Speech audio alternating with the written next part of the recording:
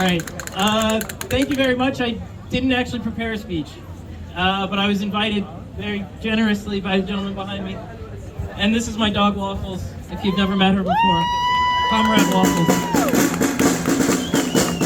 I had the distinct honor of leading a teach-in during the encampment on Wednesday afternoon. I invited students from my department who, previous to this past week, probably wouldn't have believed that there would have been an encampment at the University of Vienna, let alone that they would have been invited to participate. And what I saw there is in stark contrast to what everyone else was saying about this encampment. I saw people who were singing, I saw people who were laughing, I saw people feeding each other, taking care of each other. It was one of the most beautiful sights I had ever seen.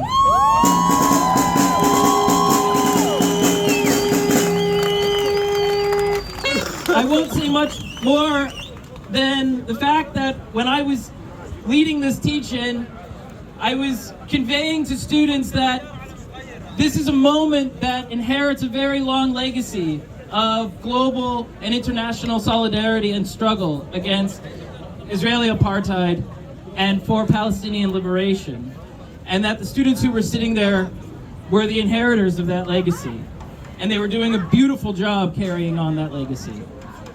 I was so proud of them.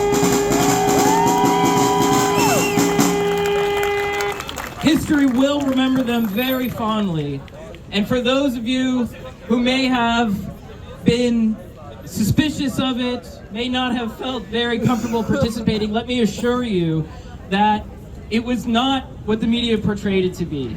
It was not what even the university leadership portrayed it to be.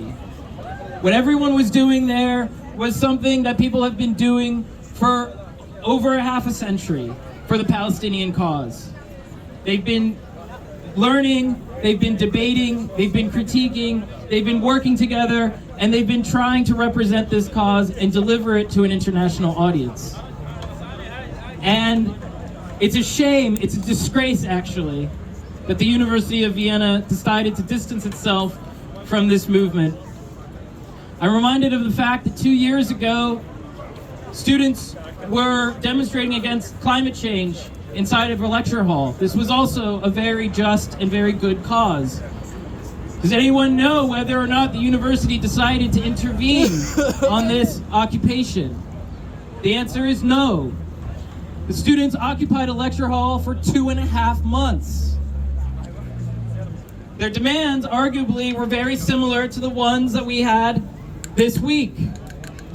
Divest from corporations that are involved in the destruction of the planet and the destruction of people, and educate people. That's all the students want, that is all the students demand. It is not a difficult thing to achieve. I encourage you to carry on this kind of practice, and I encourage you to continue to invite your friends and colleagues to learn about the history of Palestine if you haven't already. There are people out there who are hungry for this knowledge, and there are people out there who are committed to mobilizing. Continue to mobilize and don't give up hope just because the fascist police state in Austria said it's not welcome here.